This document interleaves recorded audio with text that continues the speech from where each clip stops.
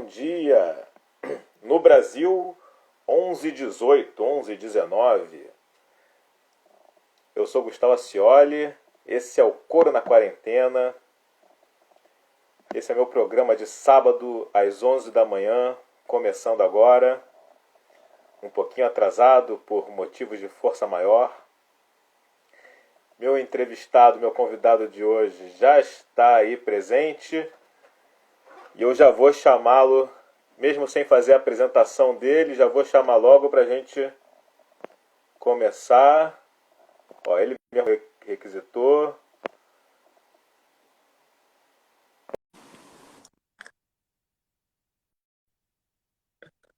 Live with André Rocha. Peraí, deixa eu me arrumar aqui. Tudo bem? Tá de lado aí. Melhor ficar de sim, né? Tá. Beleza, já foi. Nunca tinha visto. E aí, tudo bem? bom? Beleza. Enquadra Vamos um pouquinho nessa. aí, tira um pouquinho de teto aí, ó. Tá. Aí. Desculpa aí o atraso, cara. Um problema com o meu cachorro. Não sei nem se minha cara ainda tá amassada de máscara. Máscara bem justa. Mas vamos nessa. Já vi que teu pai entrou, né? Já entrou, já? Um abraço, Ascioli. Saudade, meu amigo. Esse negócio de live a gente vai devagarzinho para o pessoal ir vendo que tá piscando a luzinha lá no Instagram e tal, e daí o pessoal vai chegando aos poucos, né? Entrou mais um Ascioli aí, Felipe Ascioli. Felipe Ascioli. Então, cara, você é bem mais novo que eu ou nem tanto? Não me lembro assim a diferença de idade muito. Cara, eu tô com 4,7. Vou fazer 4,8 agora, 2021. Rapaz, eu achei que você fosse muito mais novo que eu. Não. Eu tô com 48. Capricha, saudade do Capricha da Ascioli. Olha ele aí. Mas a gente não chegou a jogar bola junto lá na quadra, não me lembro, não. Não lembro. Eu lembro de encontro, você tocando violão e tal, isso eu lembro. É uma coisa mais light, né? Já numa reta final de mocidade pra mim. Isso, pra mim também. Mas você era bom de bola, André? Mais ou menos. Mas eu gostava de jogar. Eu era daquele tipo que se jogasse todo dia ficava bom. Tipo Jorginho, Belete. Isso aí. Esforçado que jogando todo dia melhora. E esses caras dizem isso, né? Esses caras, eu acho bonita a história deles, que os dois contam a mesma coisa, né? Que eles nem eram assim tão bons, tão naturalmente talentosos, mas que resolveram que iam ser e acharam um jeito de jogar, né? De melhorar e de jogar, né? Tem as duas coisas, né? Isso aí, foram evoluindo com o tempo, né? O futebol profissional, ele permite isso, né? Às vezes o cara não é um bom peladeiro, mas no futebol profissional ele se condiciona e tal, e aí dentro de uma função, né, ele passa a render bem. Tem muitos casos, né? Porque ele entende a função, né?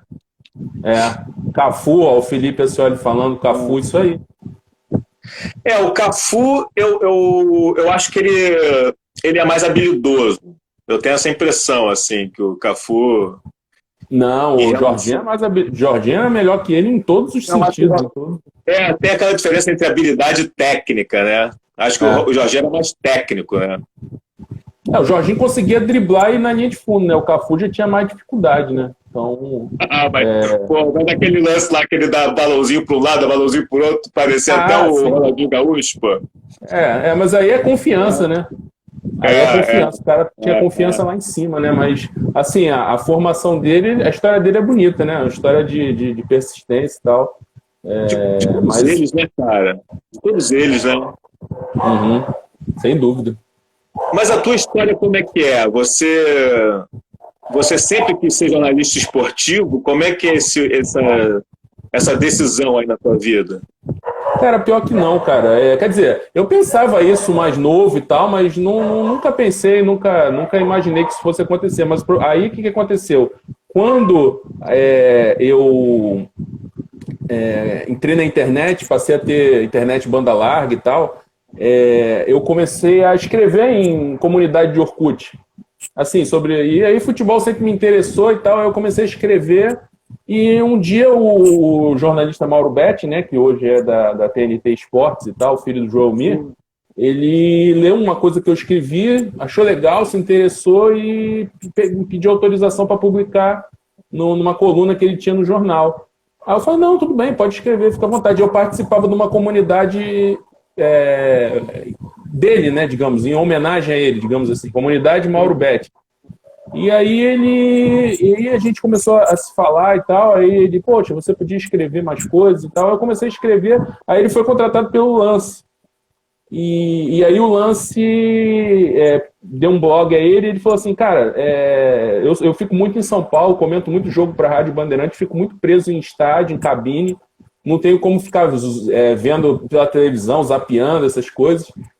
Será que você pode ser meus olhos, digamos assim, no futebol do Rio? Aí você escreveria sobre um jogo por rodada, você que sabe e tal. Eu falei, tudo bem. Aí comecei a escrever e começou a agradar as pessoas e tal. E o incrível é que eu comecei a comentar, fui comentar jogo em televisão antes de ter o primeiro dia de aula na faculdade de jornalismo. Isso que eu queria saber. No Então esporte você não é interativo. jornalista ainda? Não, eu não era jornalista, não. Aí eu tive a oportunidade, mas não me dei bem porque, assim, eu caí de paraquedas, né? Então, quer dizer, por mais que eu entendesse de futebol, mas de comunicação eu não entendia. E caí muito de paraquedas lá no esporte interativo e aí a experiência só serviu para me alavancar.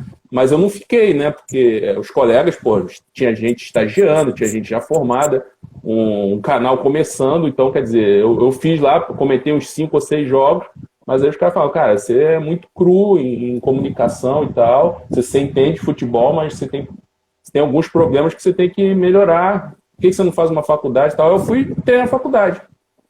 E aí... Mas na faculdade não adianta de nada para isso aí, não, né? Eu fiz cara, me adiantou. Jornalismo também.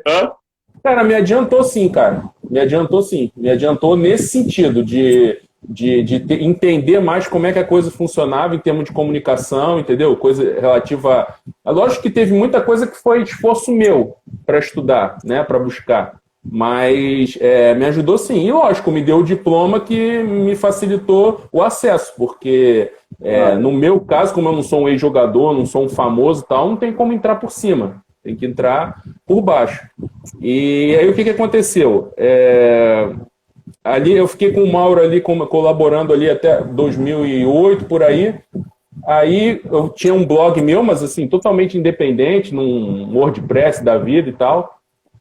Mas chamou a atenção da... Como é que era o nome, meu Deus? Era Abril Digital. Era uma iniciativa da Abril que fez uma série de blogs sobre vários assuntos e tal, sobre vários temas. E aí eles me perguntaram, você quer? A gente ajuda na divulgação e tal. Você fica lá, aparece na capa do site da Abril e tal. Você vai ter mais visualização que você tem hoje. Eu falei, tudo bem. Aí botei o blog lá. Durou 1 ano e meio, uma coisa assim. E aí, em 2010, o Globoesporte.com me chamou para fazer um blog sobre análise tática, o Olho Tático. Eu já estava na reta final da faculdade já, e aí eu fiquei lá até 2012, né? Foi quando eu fui contratado pela ESPN. Eu me formei, trabalhei um tempo assim como freela de editor lá no Lance, e num projeto específico, e aí eu me formei, e aí eu fui em 2012 a ESPN me contratou. Eu levei o blog para lá e comecei a fazer participação na TV, né? E foi isso, aí daí foi por diante. Eu fiquei na ESPN, fui para o Esporte Interativo comentar a Liga dos Campeões, aí saí e agora estou no UOL. Tem um canal no YouTube. Um canal no YouTube agora. Sim, o canal agora, né? Recém-lançado, né? Já tô lá, inscrito, já acompanhando. Isso aí. Mas me diz uma coisa, o Bernardo Ramos e outras pessoas dizem que você é um dos caras que mais entendem de tática no jornalismo esportivo brasileiro. Como é que você virou esse cara? Como é que começou o teu interesse? Como é que você estudou tática? Como é que você enxerga isso tudo aí? Como é que é essa história? Então, a questão foi a seguinte, eu sempre me liguei nisso, só que nunca com essa coisa de tática, análise tática, essa coisa. Eu sempre gostava de ver como é que o time estava organizado em campo. Meu time de botão era organizado, entendeu? E eu não tenho toque, não tenho nenhuma obsessão por organização, mas eu sempre acreditei que para um time funcionar ele tinha que ter uma organização, cada um seu espaço, esse tipo de coisa. E aí, quando eu comecei a escrever sobre isso, e quando eu comecei a participar das comunidades do Orkut, eu comecei a ver que existia um material sobre isso, né? E tinha gente na imprensa já escrevendo sobre isso, como o PVC, né? Tinha uma pessoa no Rio Grande do Sul, Eduardo Secone, que eu sempre digo que o pessoal costuma dizer que eu que sou o pioneiro, o cara escrever só sobre tática. Não, o primeiro foi ele lá no Rio Grande do Sul, e ele foi uma referência também importante para mim, tanto em termos de conteúdo quanto em termos de linguagem, né, para fazer esse tipo de abordagem. E aí, quando eu comecei a ler, eu comecei ao mesmo tempo ler, comecei a produzir as coisas que eu via, as coisas que eu já tinha observado, coisas do passado e tal. E aí eu comecei a produzir os textos moldado mais ou menos daquele jeito que os outros produziam, do jeito que o PVC escrevia e tal, e criei meu jeito, meu estilo de fazer. E aí não tinha muita gente escrevendo, fazendo esse tipo de abordagem. Eu comecei a me aprofundar, comprar livro, estudar, procurar vídeo já na internet e tal, e aí a coisa começou a caminhar e eu fui me aprimorando. E aí quando eu fui para o Globoesporte.com, que eu passei a escrever só sobre isso, aí me aprimorei mais ainda com a visibilidade também, né, que o Globo Esporte dá e tal, e aí que a coisa caminhou. Mas eu costumo dizer o seguinte, essa coisa da análise tática é porque no Brasil a gente tem uma cultura muito Nelson Rodriguiana, né? De se buscar os personagens, heróis e vilões e tal. Mas eu acho assim que você entender de como funciona o futebol é premissa, entendeu? Deveria ser premissa do jornalismo esportivo. Não vou dizer que todo mundo tem que escrever sobre tática, mas todo mundo que escreve sobre futebol tem que entender um pouco disso. Não pode ser o ignorante total e fazer uma abordagem desconsiderando esse lado totalmente como a gente vê, né? Porque assim, cara, mas é porque é difícil mesmo também, André, assim, eu tiro por mim, entendeu? Eu tenho dois problemas, assim. Um é que quando eu tô vendo o jogo, eu só vejo o jogo do Flamengo do Brasil, né? Eu não vejo futebol, eu não assisto futebol, entendeu? Futebol não me interessa, o que me interessa é o Flamengo e a seleção brasileira. Uhum. Quando eu tô vendo o jogo do Flamengo, ou da seleção brasileira, para começar, eu só vejo o Flamengo ou a seleção brasileira, eu não sei nem quem tá lá do outro lado, não olho pro outro time, eles, entendeu? Né? São eles, são os caras, né? Não enxergo nada do outro lado. Às vezes, quando aparece um cara, um Zidane, que começa a atrapalhar a vida desse, tem um francês lá que joga bola, né? O Felipe do Vasco, caramba, tem um maluco no Vasco que tá atrapalhando. Você começa a ver. Mas, quando só tem jogador normal do outro lado, não sei nem os nomes. Mesmo assistindo pela televisão, não quero saber. Isso é uma coisa. A outra coisa é que eu sinto assim, eu olho muito para a bola. Será que esse é o meu problema de não conseguir enxergar a tática? Quando você está vendo o campo, você deixa a bola aqui na tua visão periférica, assim, para poder ficar vendo porque eu fico olhando pro cara com a bola, assim, como é que o cara domina, o que o cara vai fazer, qual é a opção de passe que ele tem. Eu fico olhando ali pro cara com a bola no pé, entendeu? Como é que você olha pro jogo? Mas eu duvido que você, na hora que o cara pega uma bola e que tem alguém passando livre, a visão periférica que essa câmera estiver mostrando, você não vai falar, olha lá o cara passando, dá nele e tal. Né? Aquela coisa até do Maracanã, né? Aquela gritaria, dá, aí vira, aí o jogador entende dali aquela gritaria e às vezes vai aí dá o passe certo, aí todo mundo bate palma e tal, o cara tá passando livre lá do outro lado e tal. Tem isso, né? Eu acho que todo mundo tem um pouco de visão periférica do jogo. Eu sempre tive, entendeu? Sempre tive essa visão do todo. Sempre tive essa visão do todo. Futebol de botão, embora fosse uma coisa totalmente focada na bola, você pudesse jogar basicamente com os 11 ali só para constar e chutar sempre com o mesmo botão, dava para ter uma visão coletiva ali, né? Pelo menos você espalhava os botões ali de um jeito organizado, né? Então, quer dizer, esse tipo de coisa é que conta como foi, para mim foi o que iniciou, né? Foi o começo desse tipo de análise. Mas foi uma coisa assim, era uma coisa intuitiva que tinha dentro de mim, eu sempre observei. Mas a virada foi ali, quando eu comecei quando eu comecei a ler as coisas que as pessoas escreviam, e aí eu procurava acrescentar com coisas que eu tinha na cabeça, e aí eu fui moldando o texto, e aí o Mauro me ajudou muito nisso, em incentivo e tal, para que eu pudesse desenvolver essa maneira. E aí eu vi que isso era raro, que o jeito que eu analisava era interessante, porque eu sempre procuro não tornar tudo muito complexo, né? Eu procuro simplificar a linguagem sem ser simplista, né? Sem reduzir demais. E aí eu resolvi ir por esse caminho, né? As portas que foram se abrindo para mim, o Globo Esporte e tal, mas eu sempre procurei escrever sobre futebol. E aí, no Globo Esporte, que era na ESPN durante um tempo, depois na ESPN, por incentivo deles mesmos, eles falaram assim, não, passa o blog para o teu nome. Bota no teu nome, aí você amplia um pouco o teu espectro, não precisa ser só essa coisa de entrevista com treinadores, de repente você pode fazer uma apuração, uma coisa assim. E aí eu comecei a fazer. Agora, o problema no Brasil de você fazer apuração e colocar opinião, fazer apuração e botar opinião, porque às vezes a sua opinião não vai agradar o cara e o cara não quer mais ser tua fonte, entendeu? Não te atende mais.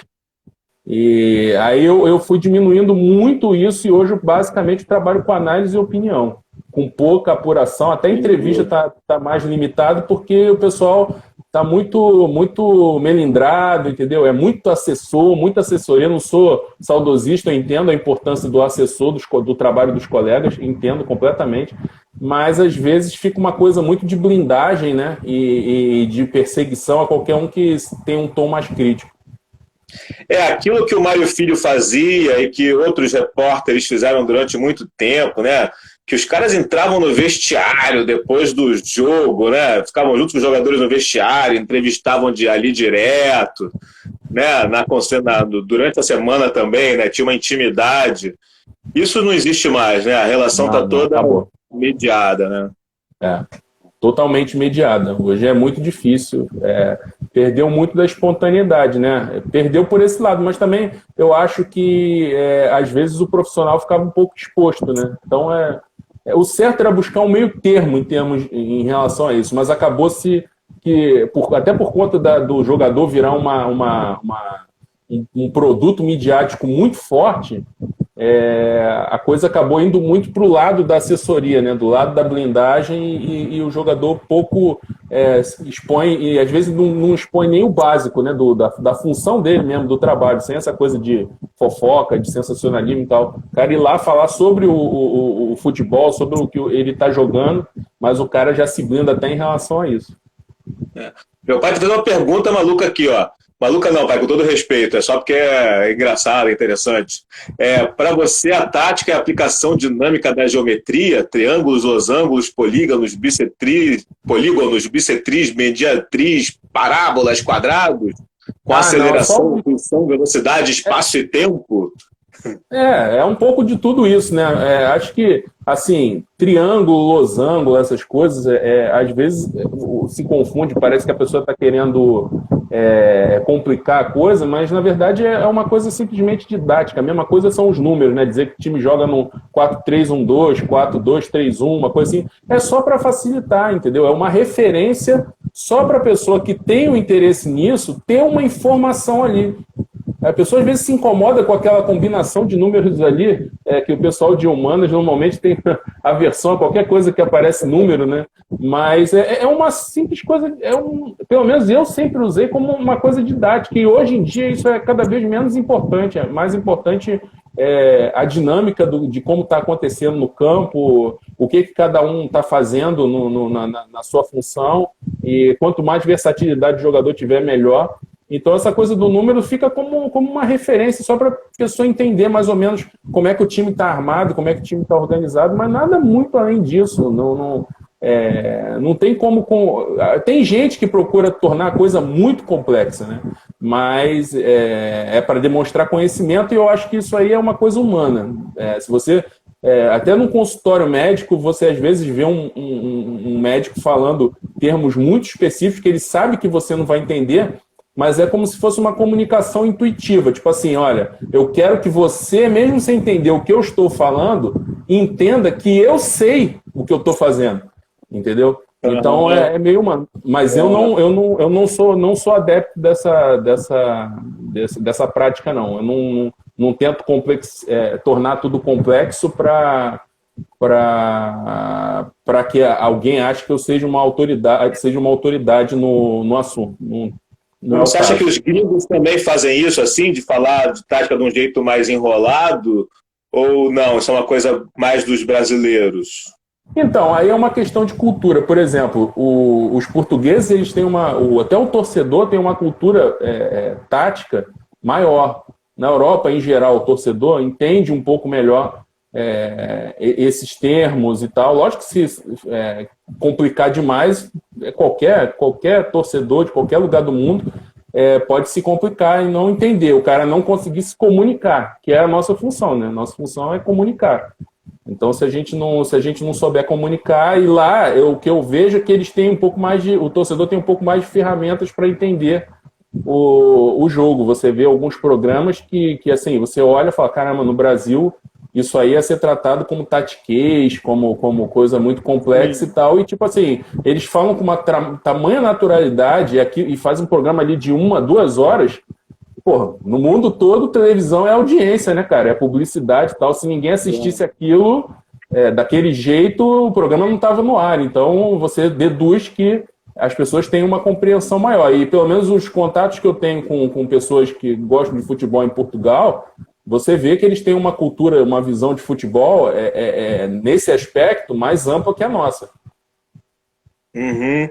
Mas, assim, voltando a falar do tactiquez, então, tem coisas que sempre fizeram parte da linguagem do futebol e que deu o cara quando vai fazer, não você, né, mas outras pessoas, quando vão falar de tática, em vez de recorrer à linguagem que já é do futebol, falar em marcação, por exemplo, o cara fala outra palavra que é confusa, entendeu? O cara fala em circuito associativo, todo mundo sabe que o cara tem que aparecer, né? Quem tem que se apresentar para ajudar o companheiro, para dar a opção de passe, né? O cara fala em circuito associativo, né? Essas coisas, né? Quem se apresenta, né? Quem pede tem a preferência, né? Que é a velha história, né? Sim, Gentil Cardoso. Não é isso? Eu sinto isso assim, sabe? Uma coisa que eu sinto muito é o seguinte, quando eu vejo as pessoas falando de tática, que as pessoas falam algumas coisas como se fossem novidades ou invenção recentes, mas que são coisas que sempre estiveram no futebol, que todo mundo sempre soube que tinha que fazer, por exemplo. Pode ser que não conseguisse fazer com organização, com método, com sistemática, entendeu? Mas que os caras já tinham a intuição de que tinha que fazer aquilo, ou que não conseguisse fazer por causa do fôlego, do preparo físico. Mas as ideias estão meio que postas já há muito tempo, cara. Sim, as coisas vão e voltam, né, Gustavo? Por exemplo, quer ver? As pessoas, por exemplo, quando a gente fala que uma coisa no futebol está ultrapassada, ela está ultrapassada hoje, do jeito que ela acontece hoje. Mas, por exemplo, vou dar um exemplo de uma maneira de jogar. Lá nos primórdios, os times jogavam com 2 na defesa, 3 no meio-campo e 5 no ataque. E isso aí, com o tempo, foi cada vez recuando mais, até chegar que, como a gente fala no livro que tem aqui, Invertendo a Pirâmide, né? Que na verdade você tinha 2, 3, 5, aí depois você passou a ter 5 na defesa, no campo e 2 no ataque. Mais defensivo nesse sentido.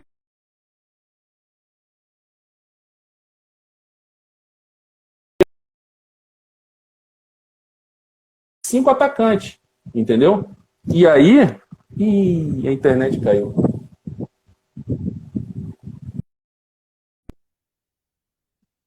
Agora travou. Mas vai voltar. Oi, Gustavo. Alô, voltou. Oi. Não, a internet caiu aqui, Então, vai ter que ficar com 4G mesmo, hein? tá bom. Mas tá dando para ir. Tá, não, a internet é boa. A internet é boa aqui. Vamos ver se a gente segura. E não tem problema pacote de dados, não, que tá tranquilo. Falando dessa época mesmo, por exemplo, eu li relatos naquele livro do Tomás Mazzoni, né? A história do futebol brasileiro e tal. Tem relatos ali do pessoal da primeira seleção, né? Do Friedenreich, do Neco, Heitor, esse pessoal, né? Que jogou os primeiros jogos da seleção e o sul-americano lá, o primeiro título de 19, essas coisas todas. Os caras já combinando assim, os caras do ataque combinando de marcar o cara da defesa do time adversário se perder a bola lá na frente. Ou de acompanhar, se perder a bola, acompanhar determinado cara na volta, entendeu? Os caras já combinando isso lá em 14, 19, cara. Entendeu? Quer dizer, o entendimento, ele existe, só que o cara tem que ter o fôlego, a organização, e daí combinar mais coisa, né? O jogo foi sendo estudado, né? Mas não foi sendo reinventado exatamente, né? Não, claro que não, claro que não. Ele vai sendo atualizado conforme o contexto. Tipo, na verdade, o futebol ele trabalha com iniciativas e respostas, entendeu? Alguém teve uma ideia diferente, aí ele coloca aquilo em prática e aí normalmente surpreende o adversário, mas aí vai surpreender 2, 3 vezes. Na seguinte, talvez naquela época, como não tinha internet, informação, mas na próxima vez que enfrentasse aquele mesmo time, aquele time já vinha com uma resposta para isso, né? Então, quer dizer, a Hungria lá de 54, os caras aquecendo, todo mundo, pô, que isso? Os caras fazendo aquecimento antes do jogo, que não tinha esse hábito de fazer aquecimento antes do jogo. Aí eles aquecendo e eles já entravam igual um rolo compressor, né? Imagina, os caras já com os músculos já todos já aquecidos e jogavam muito bem, né? Então, 10 minutos tava 2-0. Aí a Inglaterra em Wembley tomou de 7-3 e aí foram estudar. E aí a Alemanha ganhou a Copa, por quê? Porque pegou a Hungria primeiro, tomou de 8-3. Aí, lógico, sempre tem a história lá, né? Quebraram o Puskás. E aí, na final, o Puskás machucado e tal, e eles já bem preparados para jogar contra a Hungria, e aí a Alemanha foi lá e ganhou a final da Copa, né? Então, quer dizer, era a maneira que tinha para você estudar os adversários e tentar surpreender. Hoje, a informação está aí, né? Então, não tem mais nenhum tipo de surpresa, né? Se alguém fala assim, vamos ver a Copa, teve treinadores brasileiros que falaram, não, eu vou dar uma parada esse ano, vou estudar e vou lá na Rússia assistir a Copa para ver se tem alguma novidade. Não vai ter. Não vai ter, não tem novidade. Você tem algumas aplicações e tal, e isso aí aparece sempre primeiro nos grandes clubes da Europa. As grandes inovações acontecem primeiro nos grandes clubes da Europa. Você vai ver na Champions League, ou na Liga Europa e tal, ou numa liga, se for um time que tá surgindo e não estava nas competições europeias. E aí isso pode ser observado, visto e aí aplicado em outros times. Fora isso, seleção muito difícil ter alguma. Antigamente é que tinha, né? Porque era um momento em que todos se encontravam, digamos assim. Durante muito tempo, a Copa foi contando a história da tática, né? As inovações, as surpresas surgiam na Copa do Mundo, né? Isso. E isso não acontece mais, né? Não acontece mais. Por exemplo, a Holanda. A Holanda era uma mistura da prática do Ajax com o Feyenoord, entendeu? E os dois times jogavam daquele jeito, marcando pressão e tal, muita movimentação, e aí jogava ali, o Ajax ganhou a Liga dos Campeões, né? Então, quer dizer, se impôs na Europa, só que a gente aqui, tipo assim, o Zagallo foi ter contato com aquilo na Copa, quando viu a Holanda atropelar o Uruguai. Entendeu? Aí é que ele foi saber, que todo mundo começou a falar. Isso hoje, sem chance, todo mundo ia saber. A Holanda ia ter o mesmo tratamento que essa coisa, né? A talentosa geração belga, né? ia ser a mesma coisa. Ia ser a mesma coisa. Iam falar, olha, Holanda, pô, a base é de um time campeão, tem um cara que é craque, que tá para ir pro Barcelona, entendeu? Então, ou já estava no Barcelona. Então, quer dizer, a coisa era bem pouco disseminada. Hoje não, hoje tudo circula, todo mundo sabe de tudo o tempo todo. Daí o craque continua fazendo a diferença e sempre vai fazer, né? Não, sempre vai fazer. Sempre vai fazer, não tem jeito. O que você pode tentar mapear e tal, mas, por exemplo, o Felipe Luiz até deu uma entrevista agora recente em que ele falou que era difícil marcar o Messi porque ele falou que assistia os vídeos, entrava com tudo na cabeça. Se ele dominar assim, virar para cá, eu me antecipo assim, se eu fizer e tal, nunca conseguia. Porque até conseguia na primeira, na segunda, na quinta, mas na sexta o cara inventava um troço novo e conseguia passar por ele. E aí só na pancada, né? E aí o Felipe Luiz teve algumas expulsões, né? Jogando contra o Messi. Porque o Messi normalmente joga ali do lado direito, né? E o Felipe Luiz lateral esquerdo. Muitas vezes bateu com ele e era só na pancada. E você acha que, nesse sentido assim, do material humano, não vou falar taticamente não, vou falar do material humano, você acha que o nosso futebol decaiu ou isso é uma impressão equivocada? Vou até estender minha pergunta, tá? No seguinte sentido, porque eu me lembro assim, é uma vivência minha de YouTube, tá? Eu assisto muito compilação do que fazem no YouTube de lances de um determinado jogador, assim, tá? Eu gosto de ver isso, lance do Djalminha, skills, só o né? Djalminha. Hã? Os skills, né? Do Rivaldo, de todos, assisto todos, Edmundo, eu gosto de ver isso, entendeu? E daí eu vou vendo essas coisas e vou lembrando que muitos desses jogadores eram muito criticados quando eles estavam jogando bola, entendeu? Quando eles estavam, né, na ativa, eles eram muito criticados. E hoje a gente olha 20 anos para trás, a gente vê que os caras jogavam bola pra caramba. E daí eu fico perguntando se não acontece isso sempre, se com os atuais, por exemplo, a gente desce a marreta neles e quando daqui a 10 anos vai ver que na verdade o cara era bom, não era, né? O que você acha, vendo em perspectiva assim o futebol brasileiro de 50 para cá? 38 então, olha só, a primeira coisa é a memória seletiva, né? A gente vê uma coisa de melhores momentos, né? Então é mais fácil a gente registrar os melhores momentos, mas esses jogadores, se você for pegar, por exemplo, jogos completos, tem jogo do Brasil em 97, o Ronaldo Fenômeno sendo vaiado no estádio, cara, sendo vaiado porque tinha uma cobrança que começou a acontecer direto ali nos anos 90 e segue até hoje, que é cobrar que o jogador na seleção renda o mesmo que no clube.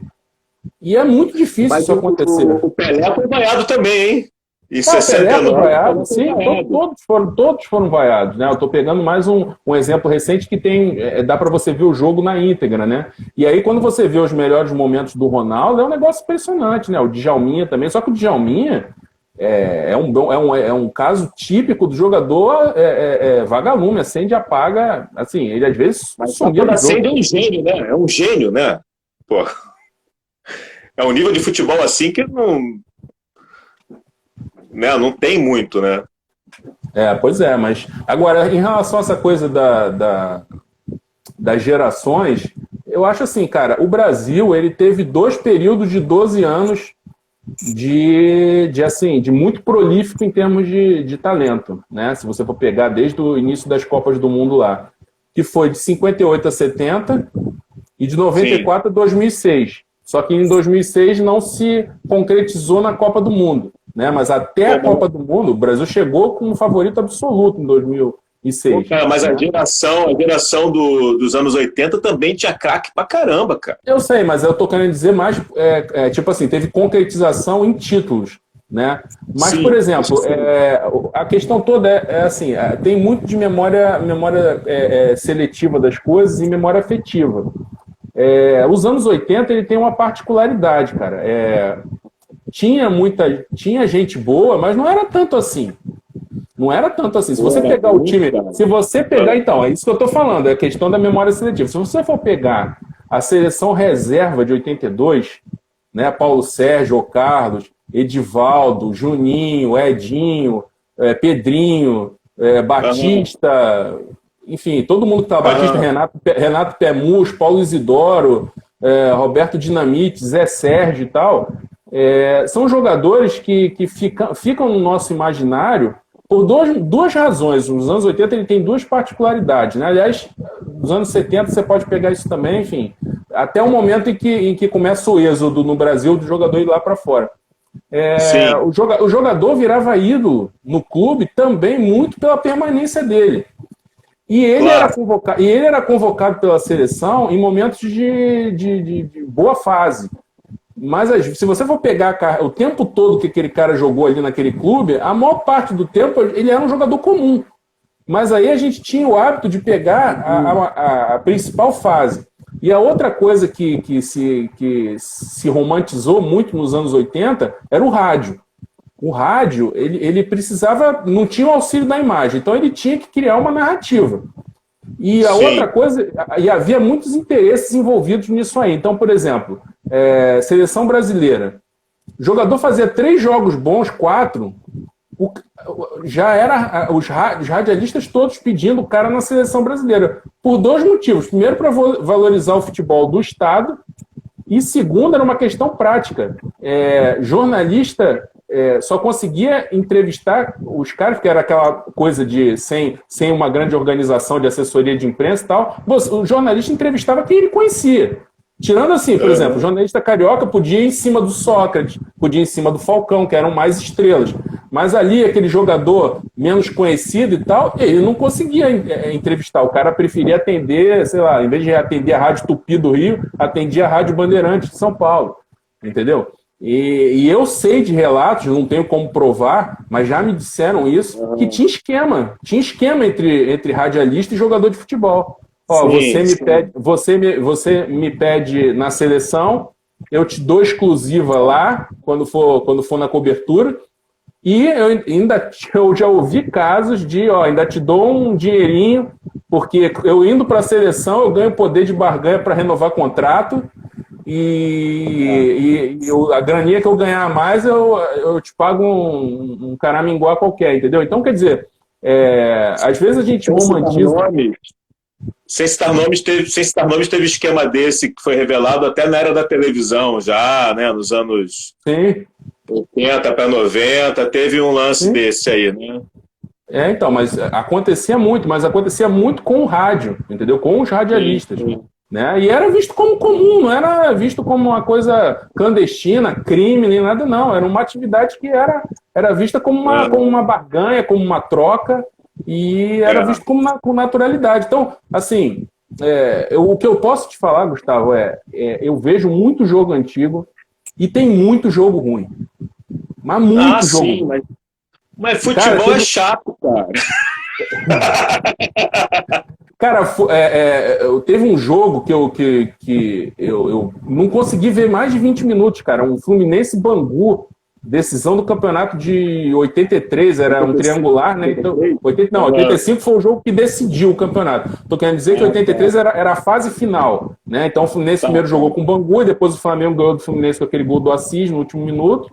E depois o Flamengo ganhou do Bangu e deu o título pro Fluminense. Esse jogo primeiro, Fluminense-Bangu, eu não consegui ver 20 minutos. Era só chutão pro alto, falta, pancadaria. Horrível. Eu não tinha... Então, quer dizer... Pipocando ali no meio campo, um bate-rebate interminável, né? Tinha muito isso, né? Sim. Então, quer dizer, é que a gente tem o costume de guardar, e isso é absolutamente humano, a parte boa da coisa. Quando a gente gosta, né, de alguma coisa, a gente tem o hábito de guardar a parte boa. Mas nesse time do Bangu aí, o Arthurzinho jogava muito, o Marinho jogava muito, no Fluminense ali o Tato, o Branco, o Delay, esses caras jogavam muita bola, cara. Mas aí é que tá. Então, existia duas questões aí. Primeiro que a gente não via todos os jogos, né? Hoje em dia, o escrutínio em cima até de jogador que joga lá fora, se você quiser, você assiste todos os jogos dele em um ano. né? E aqui a gente era muito contaminado pelo rádio e pelos melhores momentos, né? A gente dificilmente via o jogo, a gente tinha que esperar até tarde para ver o VT na TVE, né? Com o Januário de Oliveira e Aquiles Chirol e Sérgio do Bocares, né? Tinha o compacto, né? Lembra do compacto? Tinha o compacto, mas também tinha a íntegra, né? Que era depois do programa de debate. Você tinha, mas, pô, era tarde pra caramba. Eu estudava de manhã, era um sofrimento pra ver aquilo. Mas o compacto era maior que os melhores momentos, né?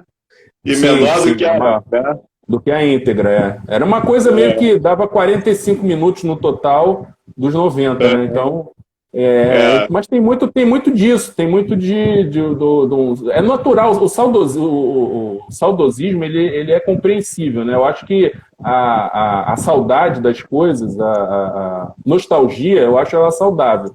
Eu só acho que o saudosismo ele é complicado porque ele é em cima de narrativas, né? Em cima de uma ficção que a pessoa cria na cabeça, de melhores momentos, de seleção de melhores momentos. E muitas vezes colocando uma questão particular em cima disso. Então, por exemplo, hoje em dia eu não gosto mais de futebol. Eu gostava quando eu ia no Maracanã com meu pai, mas meu pai já morreu, entendeu? Então, quer dizer, fica uma coisa que você associa com a tua experiência pessoal, mas o esporte não tem nada a ver com isso. Né? O futebol não tem nada a ver com isso. Ele continua existindo. A única defesa que eu já fiz e vou voltar a fazer é o seguinte: nesse negócio dos melhores momentos, nem todo mundo é capaz de botar grandes, bons momentos, entendeu? Os melhores momentos também são uma medida, que se você for fazer melhores momentos de mim jogando bola, não vai, entendeu? Não vai render, entendeu? Então, conseguir ter muitos bons momentos é difícil, pô. Não, eu sei, mas a questão toda é que esses jogadores, por exemplo, Djalminha e outros, eles eram criticados. As críticas que eles recebiam eram exatamente porque eles oscilavam muito, né? Quer dizer, dentro de um próprio jogo, o Djalminha era capaz de fazer um lance genial e depois sumir, não fazer mais nada. Entendeu? Não, mas não sabe que o brasileiro esquece que futebol é difícil, que o cara pega pouco na bola mesmo, que na verdade é assim mesmo, o cara. Em alguns lances ele consegue resolver, mas nos outros lances ele está sendo marcado, leva falta e por algum motivo erra um passe, não domina bem. Os campos eram piores também, né? Então, aqui no Brasil, né? Principalmente. Então, não era tão fácil assim. Às vezes, você ter a chance de fazer uma coisa boa é um jogo complexo, né, cara? É caótico, na verdade, né? Não, é lógico que é caótico, só que, assim, aí entra uma frase muito, muito interessante do Johan Cruyff, né, que é o seguinte, o jogo tem 90 minutos e você pega na bola no máximo 3, então importa o que você faz nos outros 87, entendeu? Então, a maior parte do jogo, você tem que dar sequência ao jogo. Entendeu? E em um ou outro lance você vai ter a oportunidade de fazer algo desequilibrante. E às vezes o que esses caras se atrapalhavam era que eles não davam sequência ao jogo, ou às vezes eles se escondiam atrás do marcador. Entendeu? Tinha muito jogador que, se o jogo ficava difícil, cansei de ver isso no Maracanã.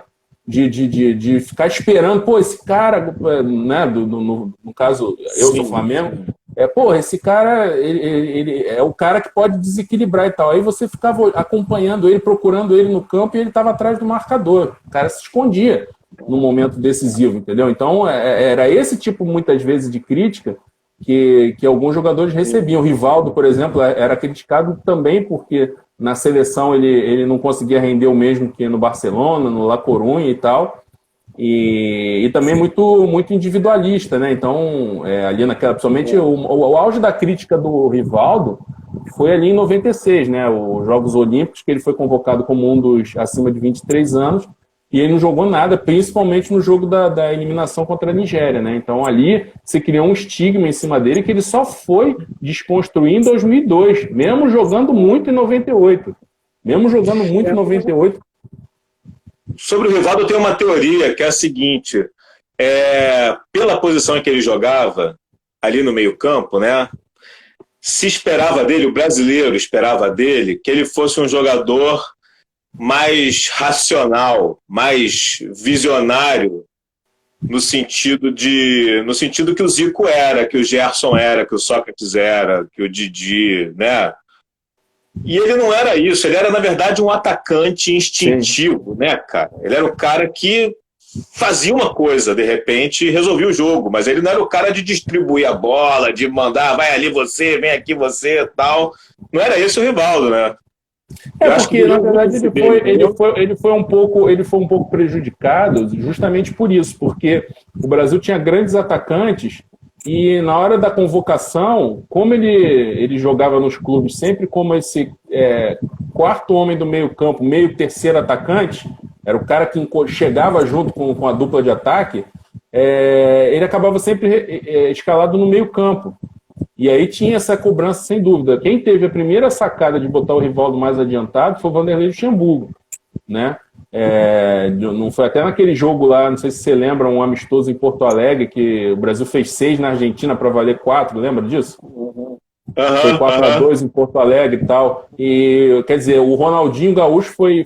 Na verdade, o Filipão, ele estava no Beira-Rio nesse jogo, ele viu e ele guardou isso na cabeça. Porque o Brasil jogou muito, destruiu a Argentina com uma mudança que o Vanderlei fez. Ele puxou o Ronaldinho um pouquinho para trás, o Ronaldinho Gaúcho um pouquinho para trás para pensar o jogo, e o Rivaldo chegava na frente junto com o Ronaldo Fenômeno. Ele guardou isso na cabeça e ficou com isso aí em 2002, dentro do contexto da seleção, o Romário já mais envelhecido e tal, e o Ronaldinho explodindo na Europa, já jogando muito. E aí ele resolveu resgatar isso, né, com o Ronaldo e o Rivaldo se recuperando de lesões, e aplicou isso na Copa de 2002. Mas isso foi lá em 99, com o Vanderlei Luxemburgo, né? Mas é basicamente isso, quer dizer, essa sacada de ter o Rivaldo mais perto do gol para que as jogadas dele pudessem fazer diferença. Porque ele, recuando muito para vir buscar, para tentar driblar, várias vezes perdia a bola, dava contra-ataque para o adversário. Nessa Olimpíada aí, nesse jogo com a Nigéria, foi uma tragédia.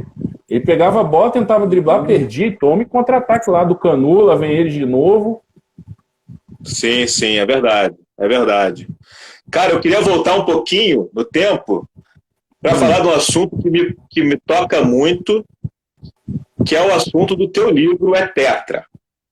Entendeu? Porque a Copa de 94, aquela seleção, aquele ano, aquele momento do Brasil, tudo para mim são um divisor de água na minha vida pessoal, como brasileiro, não como Gustavo, mas na minha vida de brasileirinho, que sofrido, e do país da hiperinflação, do país da redemocratização meio esculhambada, né?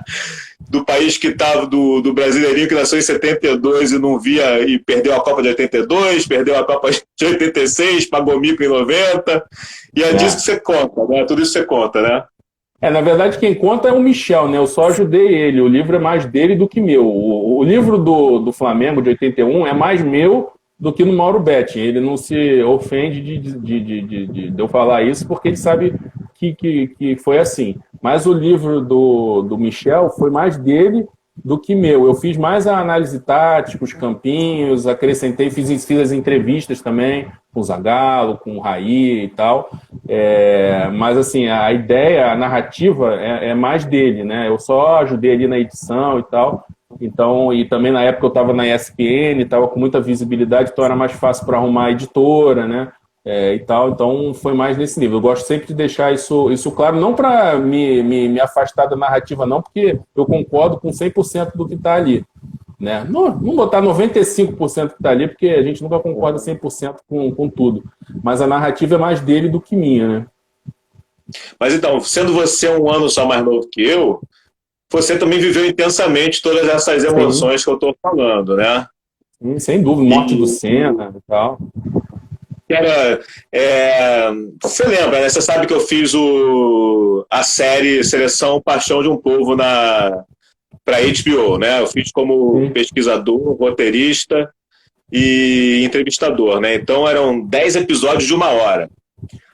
Então eu mergulhei profundamente na história da seleção, né? E nesse momento aí, por exemplo, a gente viu em imagem de arquivo, na época da morte do Senna, o Senna era a única coisa boa que tinha no Brasil, né? As pessoas falavam isso, né? O Brasil que dá certo, Nada, né? não tem mais nada assim do que se orgulhar, né?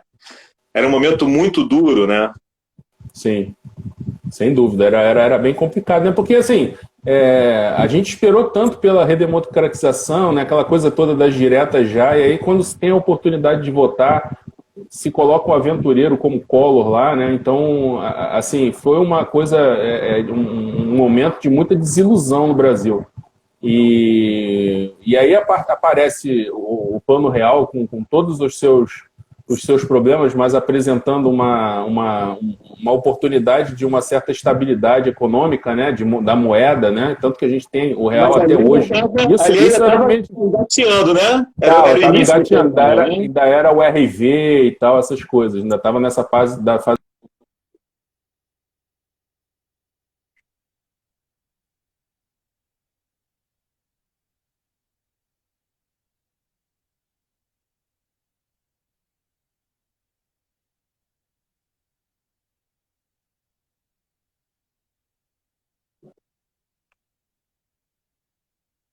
Voltou?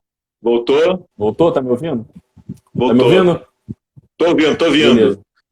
E assim, tem uma coisa interessante, né, André, que assim, a gente sabe que não pode dizer que a seleção espelha o momento do país, mas quando a gente vai acompanhando assim, a história da seleção brasileira, a gente sempre tem a impressão de que a seleção espelha o momento do país, né?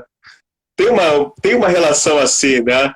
E daí tinha essa história, que o futebol também era bagunçado nos anos 80, né? Dentro de campo também, né? Taticamente, apesar de ter aquela seleção de 82 maravilhosa e tudo mais, a gente sabe que faltava uma coisa ali de organização, de pragmatismo, né? Uma compreensão, tinha uma falta de sintonia com o que já estava acontecendo na Europa, né? Em termos táticos, né? Que o Parreira chegou meio que para arrumar, né? Sim, a coisa foi bem nesse nível, né? Mas eu acho que o Brasil ganhou principalmente pela maturidade daquela geração, que era muito boa, né? Se você for pegar, o Brasil que ganha a Copa de 94 é quase o mesmo Brasil que ganhou a Copa América de 89. Né? Se você for pegar ali, tem Tafarel, tem Mazinho, tem Aldair, tem Branco, tem Dunga, tem Bebeto, tem Romário. Então, era para uma geração que poderia ter conseguido algo melhor em 90, mas aí vários problemas atrapalharam, né? Porque, na verdade, a Copa do Mundo premia a melhor seleção naquele mês. Né? Você pode fazer um belo trabalho até o momento da Copa e a coisa degringolar ali no final. Então, por exemplo, 90, o Romário foi machucado, o Bebeto se machucou, né? Então, o Careca estava numa grande fase aí, o Careca estava com muita moral na seleção do Napoli, aí ele puxou o alemão para o time titular, puxou o Miller, né? E esses caras não deram uma resposta boa na seleção, e aí em 94, com o Bebeto bem, com o Romário voltando, né, e com a seleção mais organizada e jogando em função desses dois talentos, porque a seleção que ganha a Copa América de 89 era exatamente a mesma coisa. Solidez defensiva, organização, jogadas pelos lados e Bebeto e Romário. Né? E o Bebeto, ele é um cara meio subestimado, mas ele era um cara muito importante, porque ele naquele esquema, ele era o cara que ele era um 10, era meio 10, meio 9, né? Então, quer dizer, ele era um cara que municiava o Romário, mas também era capaz de tabelar com o Romário e ele mesmo finalizar, né? Como naquele gol contra os Estados Unidos, né? No dia 4 de julho, lá nas oitavas de final da Copa. Então, o Bebeto era um cara que... o Bebeto era um cara que tinha muito mais recursos. Né? O Bebeto era um cara que tinha muito mais recursos que o Miller, por exemplo. Né? E aí ele chega na Copa de 94, assim, muito bem, né? Jogando na Europa, no La Coruña, em altíssimo nível. Romário também, altíssimo nível, né? Os dois disputando lá, La Coruña e Barcelona disputando ponto a ponto o Campeonato Espanhol e tal. Então chegaram no outro momento, né? Diferente de 90. Então eles puderam desequilibrar em 94, como eles desequilibraram naquela Copa América de 89 no Maracanã. né? Então, Mas, assim, assim, por outro tudo é um lado, momento. 90 era a Copa da reunificação da Alemanha, né? A Alemanha merecia, assim, por motivos afetivos, vamos dizer, por outros motivos, ela valeu a pena que a Alemanha ganhasse aquela Copa também de 90, né? Para comemorar todo mundo junto ali, Oriente e Ocidente e tal, né? Sim, sim, tinha esse simbolismo todo, né? E dentro do campo também, né? Foi a melhor seleção de uma Copa bem, bem ruim, né? Eu tenho uma memória afetiva ferrada da Copa de 90. Se eu tiver que ver um jogo na íntegra da Copa de 90, final da Copa, eu vou ver pela lembrança que eu tenho daquele período que foi muito boa para mim. Mas a Copa foi fraca, tecnicamente, e a Alemanha foi a melhor seleção, né? Conseguiu. Era Alemanha e Itália, né? Mas a Itália caiu para a Argentina ali na semifinal. E aí a Alemanha não jogou muito bem na final, mas fez por merecer e teve essa questão aí do simbolismo que, se era para ganhar, que bom que foi ali, né? Copa tem aquela história, né? Que tem aquela anedota do Garrincha, que nenhuma daquelas, quase acho que nenhuma daquelas frases do Garrincha foi verdadeira, né? Era tudo. Esqueci o nome dele, o Moreira lá, o jornalista do Sandro Moreira. Sandro Moreira. Tudo Sandro Moreira que inventava, dizem, né? Mas tem uma boa, né? Que o Garrincha falou que da Copa do Mundo, que torneio Michuruca não tem nem segundo turno, né? Não tem nem retorno. Mas não era isso, né? O cara sabia que o Garrincha não era tão alienado assim, né? Ele sabe, as coisas relativas ao jogo, ele sabia, né? O que significava uma Copa do Mundo, né? Ainda mais que quando dizem isso, falam de 62 e ele já tinha sido campeão em 58. Como é que ele ia falar isso, né? Já tinha jogado. A Copa não era a primeira.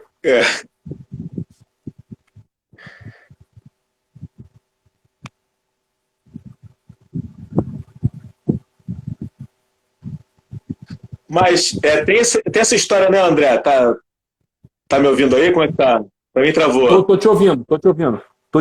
Não, porque assim, antigamente, a Copa do Mundo são 7 jogos, né? Quem chega na final é campeão, jogou 7 vezes. Antigamente, ainda tinha aquilo que o cara pegava os jogadores ali do seu campeonato, vamos dizer, e treinava, né? A seleção de 58 treinou pra caramba, a seleção, né, de 70 é o símbolo máximo disso, né? De preparação, não sei o que tal. Então todo mundo pegava os seus melhores jogadores, treinava um tempo, ia lá e se enfrentava. Agora, cara, que os caras não têm tempo de se preparar para a Copa do Mundo, que faz um ajuntado ali de jogador que nem joga no mesmo time, nem joga no seu país, no caso do Brasil, e não se conhece direito tal, e se junta ali durante uma semana, 15 dias e já vai para a Copa. Eu não sei exatamente que representatividade mais tem em termos de futebol, entendeu? O cara fazer 7 jogos e ganhar a Copa. Fica meio que nessa Libertadores aí que o Palmeiras ganhou, que, pô, sinceramente, chega a manchar o título do Flamengo do ano passado, pô.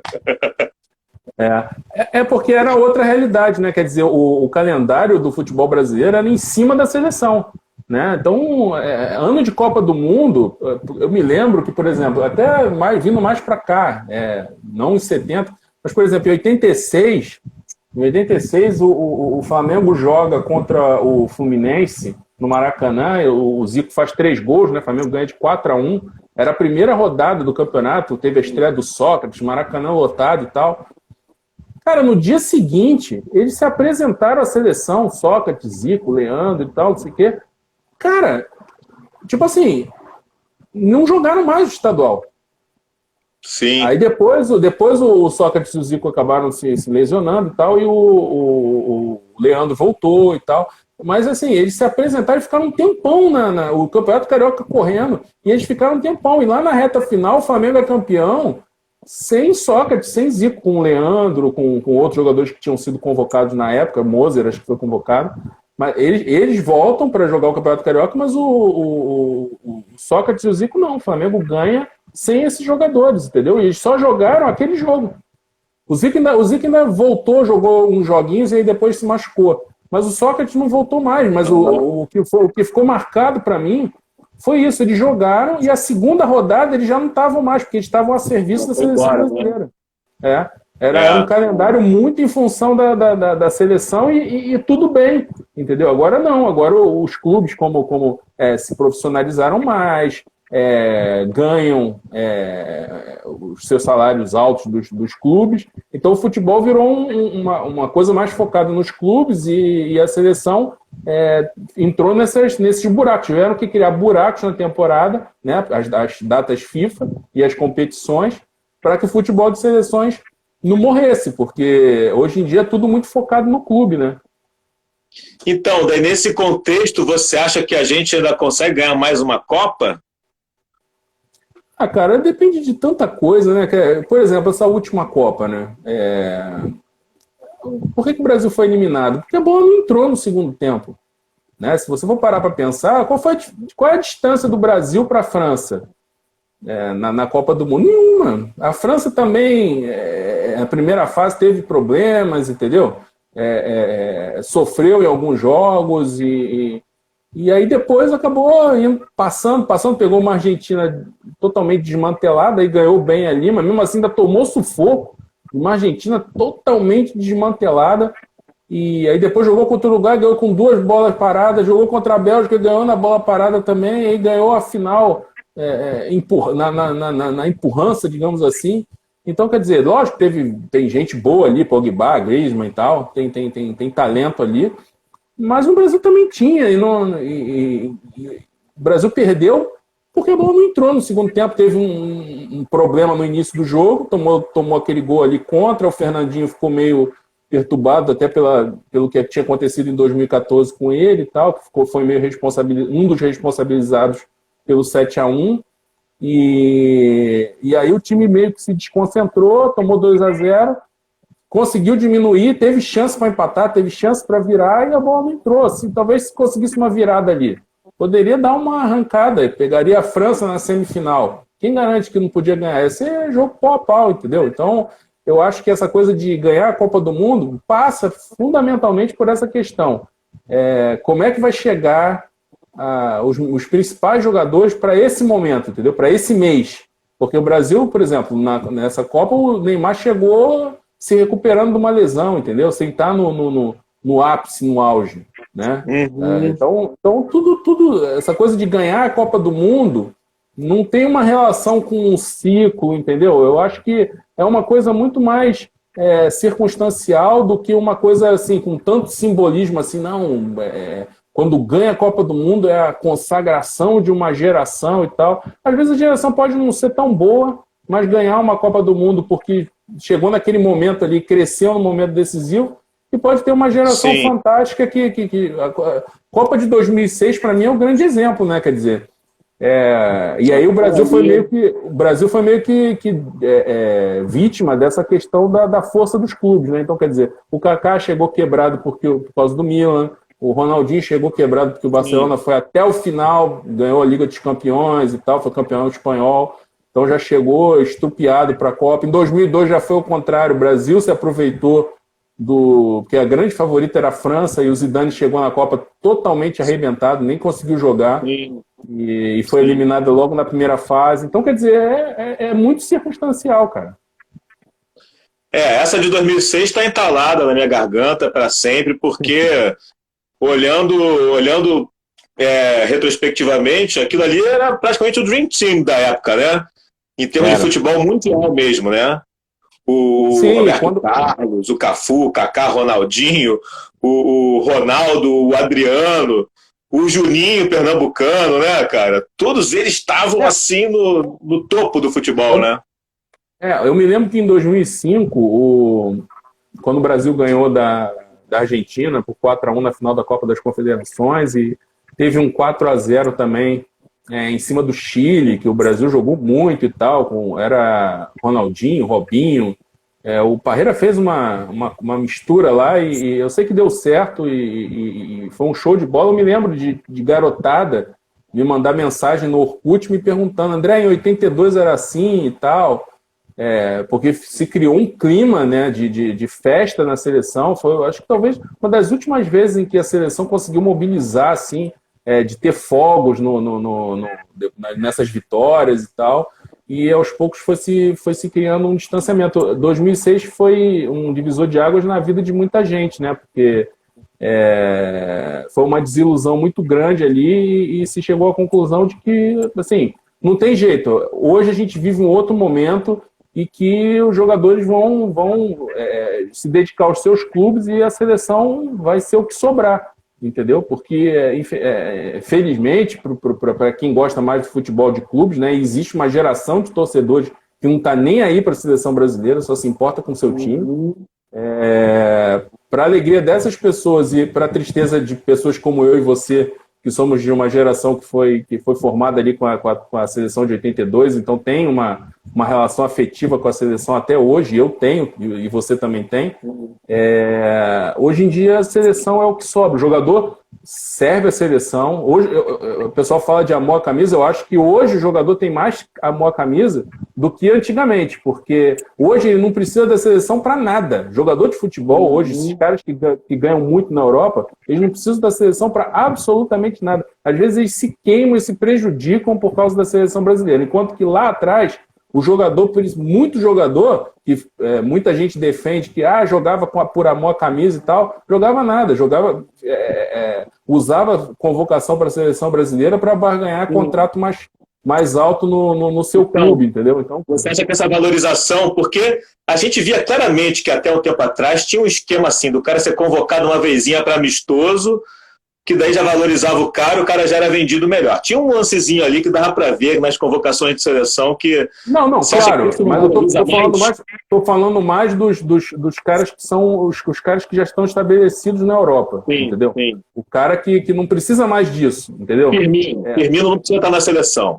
Isso, Firmino, Neymar, né? Esse cara, eles servem a seleção e se você vê aquela série Tudo ou Nada, né, sobre a Copa América de 2019 e tal, você vê os caras ali, cara, assim, os caras com maior vontade de servir a seleção, tem maior prazer, tem maior carinho, você vê que não tem nenhum esquema ali, porque não precisa, o cara não precisa, entendeu?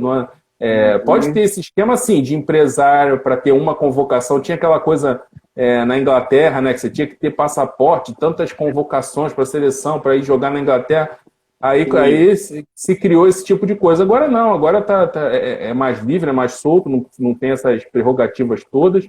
E aí agora você vê bem menos esses esquemas, né? De jogador ser convocado e logo depois ser negociado, né? Até porque hoje a informação circula mais e o cara já é mapeado desde os 18 anos e mudou até a política de contratação dos times europeus. Hoje em dia, quanto mais jovem, melhor. Eles contratam com 15, 16, 18, para poder formar o cara com a cultura de futebol da Europa sem os vícios daqui, entendeu? Sim. Pois e daí os vícios e as virtudes também, né? Do cara gostar de ficar, o cara saber, não ficar confortável com a bola do pé, vamos dizer assim. Ou você acha que isso não se perde? Você acha que os jogadores que vão para lá muito cedo perdem a brasilidade? Não, porque eles são estimulados hoje em dia o futebol está muito global, cara. Então não tem mais aquela coisa tipo assim, olha, aqui a gente joga futebol europeu. O que eles desenvolvem no jogador é só coisa que ajuda ele. Como, por exemplo, tomada de decisão, entendeu? De tomar a melhor decisão entre driblar, passar, entendeu? Mas assim, você vê que você não ouve falar que alguém no Real Madrid desestimulou o Vinícius Júnior a driblar. Você não ouve isso. Os idosos inclusive os europeus aprenderam a jogar bola com a gente. Eu tenho convicção disso. Eles, na verdade, eles usaram muito dessa miscigenação, né, dos franceses com os outros países ali, com a Argélia, né, enfim, toda essa miscigenação que tem na França acrescentou demais a França, né, a Alemanha com os turcos, né, com jogadores nascidos em outros países e que são naturalizados e tal. E hoje o futebol é muito global, cara. Hoje em dia um cara na Polônia, se ele tiver um pouquinho de habilidade e tentar, ele consegue dar um drible do Neymar vendo no YouTube, entendeu? Quer dizer, lógico que não vai ser igual, mas o que eu tô querendo dizer é a inspiração, entendeu? Hoje em dia você... Então, a coisa se mistura muito. Você pode também ver um jogador brasileiro de meio campo se inspirar no Toni Kroos, entendeu? Do Real Madrid da Alemanha. Então, aqueles passes com muita classe e tal, lançamento, passe de 3 dedos e tal. Então, eu acho que o futebol ficando globalizado, essa coisa do futebol europeu, do futebol brasileiro, isso se muda muito. O que eles trabalham na Europa hoje é muito a parte cognitiva do jogador, porque é aquela coisa, né? Você tem um jogo cada vez mais físico, com cada vez menos espaço, você tem que saber a hora em que você vai driblar, o que você vai passar, que você vai finalizar, entendeu? É isso que eles trabalham muito em cima disso, a parte mais cognitiva, para o jogador saber tomar a decisão certa. Que é o que o craque sabia intuitivamente, por talento, e o menos craque, às vezes, vacilava na hora de fazer, né? Sim. É meio isso também, né? Talento sempre vai fazer diferença, cara. E o talento é um conjunto de coisas. Não é só o que o cara faz, o que o cara consegue fazer com a bola quando ela cola no pé dele. Entendeu? É o que o cara, às vezes, consegue fazer sem a bola. A forma como, por exemplo, o Messi ele tem uma capacidade de procurar um espaço vazio para receber a bola, né? Ou o espaço entre a defesa e o meio-campo do adversário, que é dele, entendeu? Que é dele. E isso aí ele certamente foi estimulado lá no Barcelona e tal, mas é uma coisa que veio com ele e ele só encontrou o clube certo para desenvolver isso nele, né? Agora, existe um questionamento muito grande sobre os treinadores brasileiros, né? Sobre a formação deles, sobre o quanto eles entendem realmente de tática, sobre o quanto eles são capazes de desenvolver tudo isso aí que você está falando, sobre o quanto eles entendem que tem que fazer isso também, né? Tal, não sei exatamente. Eu queria te fazer 2 perguntas nesse sentido. O que você acha desse questionamento em relação aos técnicos brasileiros? E se você sente, por exemplo, que a gente só vai conseguir ganhar uma Copa com um técnico estrangeiro, por exemplo, que falta isso, esse toque para a gente ganhar uma Copa? Não, eu acho assim, o problema do técnico brasileiro é um pouco da nossa cultura, né? O treinador tem que ser um pouco pai, né? Tem que ser um pouco pedagogo, e às vezes se dá uma valorização muito grande a isso, a relação de vestiário, e menos ao campo. E isso não é que o campo seja mais importante que a gestão de pessoas, mas tem que ter um equilíbrio nisso, né? E também a questão de você colocar a questão do futebol, do mérito, em primeiro lugar, né? Você montar a seleção brasileira, o técnico, vamos pegar o exemplo da seleção brasileira, montar a melhor seleção possível, independentemente de opinião pública, da visão de fora. O técnico ter a sua convicção e não se preocupar muito em fazer populismo, em fazer média, entendeu? Em agradar a imprensa, em agradar a torcida de time mais popular e tal. Aí convoca o cara, deixa o cara lá, mas aí daqui a pouco precisa dele, né? Como, por exemplo, o Fagner na Copa do Mundo. Foi uma típica... era uma coisa... Foi meio que um homem de confiança do Tite. Ele convocou porque era um homem de confiança dele, lá da época do Corinthians e tal. Só que era um cara que não tinha condição de ser titular num jogo de Copa do Mundo, um jogo grande, para enfrentar o Hazard da Bélgica, entendeu? Então, esse tipo de coisa que eu acho que os técnicos brasileiros derrapam um pouco, né? Isso estou falando de técnico de seleção. Técnico de clube aí já é outra coisa. Tem o problema da formação da CBF, né, que agora está começando a ter um movimento para melhorar os cursos.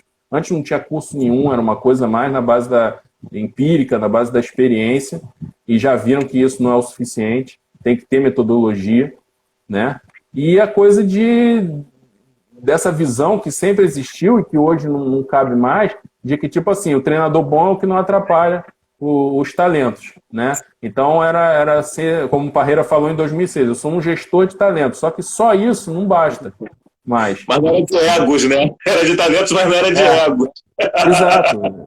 Então é uma coisa assim, se preocupar demais com o vestiário, entendeu? Até porque é por causa da mentalidade do jogador daqui, né? Essa coisa que o jogador ele normalmente tem a cabeça de artista, né? No Brasil. Então tem toda as idiosincrasias, né? Desse tipo de de pessoa, e isso normalmente, às vezes, é colocado em primeiro lugar e os outros aspectos ficam secundários. Então, essa visão do treinador brasileiro lá fora, além da questão da barreira linguística que existe, o treinador brasileiro muitas vezes coloca isso como bengala e desculpa para não despertar interesse lá fora. Então, quer dizer, por exemplo, agora você teve o Campeonato Brasileiro.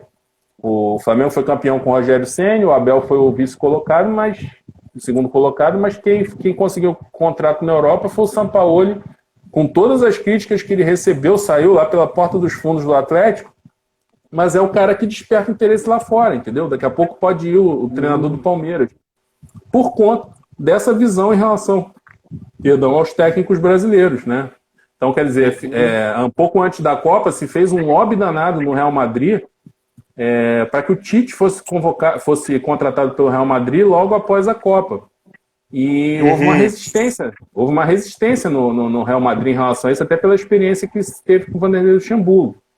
E ele acabou não sendo contratado, enfim, ele acabou ficando na seleção, não sei se isso até caminharia se houvesse uma proposta concreta, mas ali um pouco antes do Real Madrid anunciar o treinador, que depois até deu problema lá com a Espanha, né? Quer dizer, o Julián Lopetegui foi contratado pelo Real Madrid ainda comandando a seleção espanhola, e isso vazou e tal, ele acabou saindo na véspera da estreia da Espanha. A Espanha teve que arrumar um treinador lá, improvisar um treinador para a Copa do Mundo por conta de um problema desse. Nesse ínterim aí, o nome do Tite surgiu, o lobby do Marcelo. Só que aí o Real Madrid resistiu, preferiu contratar um técnico espanhol por causa dessa experiência ruim, quer dizer, então tem esse somatório de coisas, né? Engraçado, eu assisti uma entrevista do Bernardinho outro dia lá com o Zico, no canal do Zico, e ele falando que ele sempre gostou de estar comandando um clube enquanto era técnico da seleção de vôlei, para não perder a prática, assim, para não ficar parado, para estar sempre... Você não acha que isso também acaba faltando, assim? O cara fica técnico da seleção, ele comanda um pouquinho de vez em quando, assim, ele não está ali naquela pensão do jogo, fazendo a leitura de jogo e fazendo substituição, tal. Não, eu acho que o técnico da seleção tem que ser dedicado, principalmente porque hoje em dia os principais jogadores estão lá fora, né? Então eu acho que fazer esse acompanhamento que o Tite faz um excelente trabalho na seleção, escolhas. O Tite é um grande treinador, eu não sei se ele é tão bom selecionador como ele é treinador, entendeu? E como ele é trabalhador, ele é um cara que trabalha muito, tem método para tudo, e a comissão técnica dele trabalha muito de observar os jogadores e tal. Eu só não sei se ele é um bom selecionador. Mas a realidade do vôlei e dos clubes é muito diferente, entendeu? Em termos de repercussão e tal. Então, por exemplo, imagina se o Tite comanda o Corinthians e a seleção, né? E aí, de repente, ele convoca um jogador do Corinthians e o jogador do Corinthians é contratado por um clube, entendeu? Pode gerar um conflito de interesse, quer dizer, ele já é criticado por ter o filho na comissão técnica. Imagina se ele estivesse comandando um clube, essa questão do conflito de interesse ia ser muito mais polêmica, entendeu? Uhum. Por que você acha que o Domi dançou no Flamengo? O que você acha que foi o erro dele? Cara, na verdade, o erro começa na contratação do Domenech, né? Porque, assim, o Flamengo resolveu fazer um processo seletivo na Europa e tal, Sim. Fazer uma série de entrevistas, mas na minha visão, e isso aí é uma coisa que eu me culpo um pouco, porque eu meio que me autocensurei na época, mas sempre foi uma coisa que me incomodou, que eu falava assim, cara, o Marcos Braz tem conhecimento de futebol suficiente, não... Lógico que ele conhece futebol, ele é dirigente, ele tem o feeling, tem experiência, eu tô querendo dizer assim, de entender o perfil de um treinador para se encaixar no que ele esperava de um treinador no Flamengo. Eu sempre pensava assim, será que nessa mesa de jantar em que estava o Marcos Braz, o Bruno Spindel e o Domenech, não deveria ter mais uma pessoa ali com um conhecimento um pouco mais técnico para explicar assim, olha, esse cara vê futebol desse jeito. A diferença dele para o Jorge Jesus é essa. Sim. Vale a pena contratar? Ou vamos conversar com ele sobre isso, para ele entender o que está acontecendo. Então eu acho que o Domenech ele caiu de paraquedas numa situação em que era quase impossível dar certo. Porque ele tem uma visão de futebol diferente do Jorge Jesus. Ele não... assim, ele fala, o cara quis inventar, quis mudar o que estava dando certo, mas às vezes o treinador, ele só sabe, ele sabe trabalhar do jeito dele. É muito difícil você trabalhar de outro jeito. E ainda mais complicado no caso do Flamengo, porque o Jorge Jesus não deixou nada registrado, entendeu? Não levou a comissão técnica, não deixava nem aquele Marcelo Salles, aquele auxiliar, o fera, que comandou até o time entre o Abel e o Jorge Jesus, não deixava o cara ver treino, mandou o cara para casa, entendeu? Então, assim... Tem o amigo do Felipe Luiz, né, pô? Tinha umas anotações de Felipe Luiz, mas assim, era muito difícil dele chegar aqui e aplicar uma coisa que ele não acreditava. Então eu acho que... mas assim, de qualquer forma, na minha percepção, o ataque começou a funcionar, a defesa não funcionava, mas o ataque estava começando a funcionar, melhor do que com o Rogério Ceni, inclusive, agora, entendeu? Tinha mais... Sim, o time construía muito mais com ele do que com o Rogério Ceni. O Domenech, a impressão que dá é que, tipo assim, ele perdeu o vestiário, né? Há relatos, assim, de coisas que ele falou para os jogadores que não pegou bem, embora ele não tenha saído brigado com ninguém de lá. A informação que eu tenho é que todos os auxiliares, são todas pessoas muito boas, muito, assim, respeitadas e queridas lá, ninguém... não saiu como desafeto de ninguém, mas ninguém também sentiu falta quando ele saiu, porque era difícil, o cenário dele era complicado também, ele não tinha tempo para treinar, ele pegou a pior sequência ali, era jogo todo dia, porque pegou Copa do Brasil, Libertadores, Brasileiro, tudo misturado, departamento médico em transição, saindo gente, entrando gente, jogador estava pronto para voltar, quando estava na fase de transição se machucava de novo, né? Aconteceu isso com o Rodrigo Caio, principalmente. E o Rodrigo Caio fez falta de... teve surto de Covid. E a gente também não sabe, né, Gustavo, qual é a consequência da Covid para atleta de alto rendimento. A gente ainda não sabe, né? Claro. os estudos estão sendo feitos assim, agora. Você acha que ele não fez esse papel do paizão que o jogador brasileiro está acostumado? Ele foi mais o europeu profissional, comandando um monte de profissional, e daí isso não deu liga?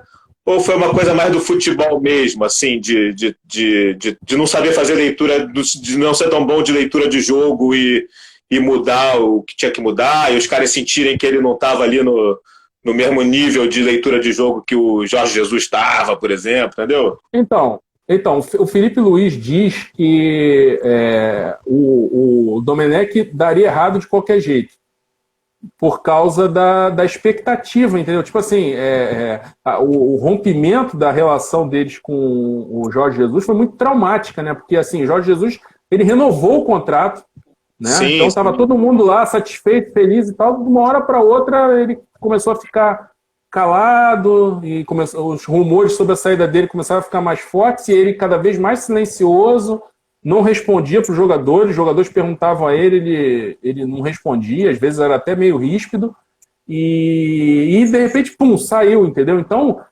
ficou tipo eles ficaram órfãos, né? Então o Felipe Luiz falou que era uma situação assim, que qualquer um que sucedesse o Jorge Jesus teria esse problema da comparação, né? Então agora, ele falou, o Ceni, ele vai ser comparado com o Domenech, né? E não tanto com o Jorge Jesus. O Domenech só tinha o Jorge Jesus como parâmetro, né? Então, se você junta a diferença da visão de futebol e tal, e até no trato, né? Você está falando dessa coisa de repente, a gestão ser diferente, a gestão era diferente, né? O Domenech era muito menos centralizador, né? Muito menos como eu vou dizer, contundente na forma de conduzir o grupo e tal. E os jogadores sentiram, né? Então, assim, eles reclamavam muito de falta de orientação, tipo, olha, nós vamos jogar assim, porque o Domenech ele é da escola do Guardiola, que é uma escola em que ele estimula o jogador a tomar decisões, entendeu? Então, ele tem um plano geral, mas o jogador tem interferência nisso. O Jorge Jesus não, o Jorge Jesus era meticuloso, ó, você vai fazer isso, isso, isso, isso. Dava no detalhe para o jogador. E isso eles acabaram sentindo um pouco, né? Então era um trabalho que era realmente fadado a dar errado, cara. Era um trabalho fadado a dar errado. Era muito difícil porque já teve o problema na contratação e teve o problema em todo o processo, né? Ou um trabalho precisava desse ano inteiro para dar errado para poder dar fruto no ano seguinte, né? Uma coisa assim, né? Ainda teve a falta da torcida, né? Então, quer dizer, isso aí poderia ter ajudado ou poderia também ter afundado o Domenech de vez, né? De repente, logo naqueles primeiros jogos ali em que o Flamengo no Brasileiro chegou a ficar na zona do rebaixamento, aqueles empates ali no Maracanã com o Grêmio, Botafogo, talvez a vaia comesse ali, os protestos fossem tão pesados que talvez ele não aguentasse, entendeu? Ele mesmo não aguentasse ficar, né? Então, quer dizer, tem os dois lados nisso aí. A torcida fez muita falta, né? Nesse ano. Vamos esperar que volte logo, né? Vamos ver.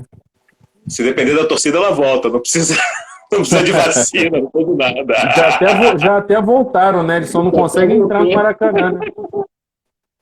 É isso aí. Cara, maravilha de papo, hein? Adorei. Futebol rende. Futebol não acaba, né? A gente vai falando de futebol, tem que dar um corte, senão não para. Ainda mais assim, né? Indo no presente, vindo no passado e tal, o assunto não acaba. É isso aí. Muito obrigado por aceitar o convite. Foi um grande prazer conversar contigo, cara. Boa sorte na tua carreira, viu? Valeu para você também. Pô, foi um maior prazer, cara, reencontrar, assim, a gente poder conversar aqui da maneira que é possível conversar nesse momento, né? A gente acabou se cruzando, né? Andando lá pela Laranjeira, não foi? Em 2014, uma coisa assim, a gente acabou se cruzando lá por acaso. Tava indo lá na Fox. Foi legal. Mas aí agora a forma como é possível assim foi um grande prazer rever o Ascioli ainda que remotamente. Muito legal também. Pô, um abraço para todo mundo aí. E obrigado pela lembrança, obrigado pelo convite aí. Muito bom, cara. E ó, tô de preto e vermelho. Discretamente. Sem falar do assunto. Valeu. Isso aí. Valeu, Gustavo. Obrigado. Abração, cara. Valeu. Abraço, cara. Tchau. Abraço para todo mundo aí. Valeu.